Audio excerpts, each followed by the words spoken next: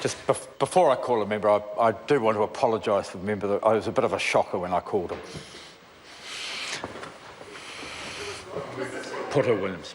Thank you, Mr. Speaker. Thank you. Bit of a shock. Bit of a shock. I rise to take a call on the Gambling Bill, Amendment Bill number 3. Mr. Speaker, I just want to start off my comments by saying that those who have had experience in the community sector know that there is a natural tension between community organisations who receive funding through pokies and through gambling, and those organisations who actually treat people who experience harm from problem gambling. And it's an interesting tension because many of the community organisations cannot do the work that they do without the support that comes through pokie machines. Just today I was having conversations with some people who know that the funding environment is such that they walk a fine line between what their values based are as organisations and the work that they want to do in terms of the social good that they provide into our communities.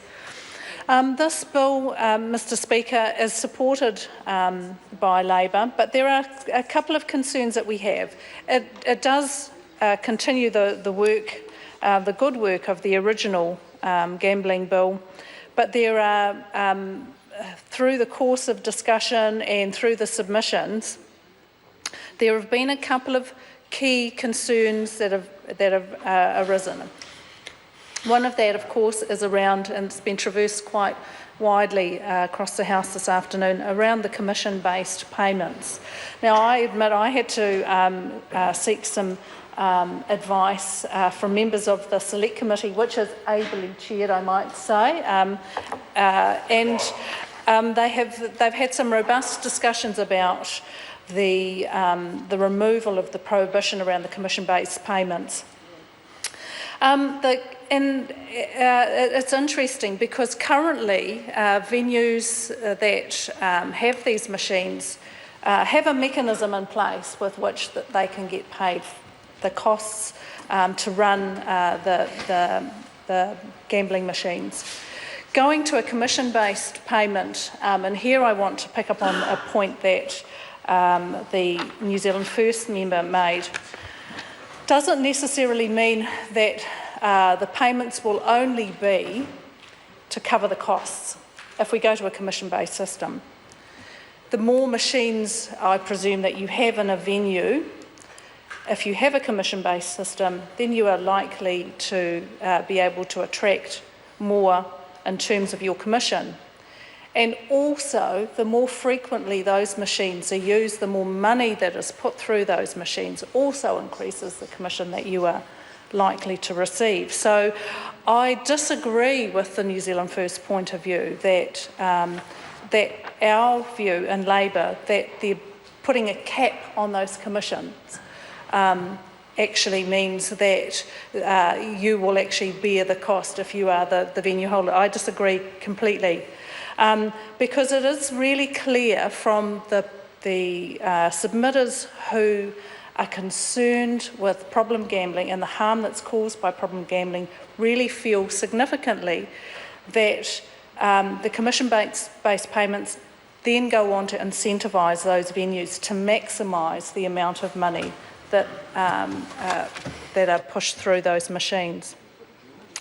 So So currently the venues are paid for costs incurred with gaming, but more commission payments will mean likely higher use of the machines. And I also want to pick up on a comment that my colleague Jenny Salesa made about the harm that is caused to particular groups of people.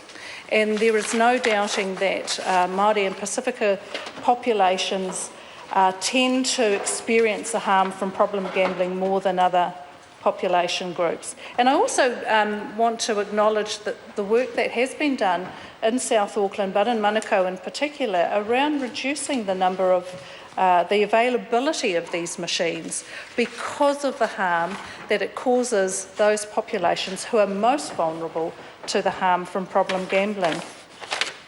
The Labour Party has a minority view, of course, which is consistent with many of the submitters.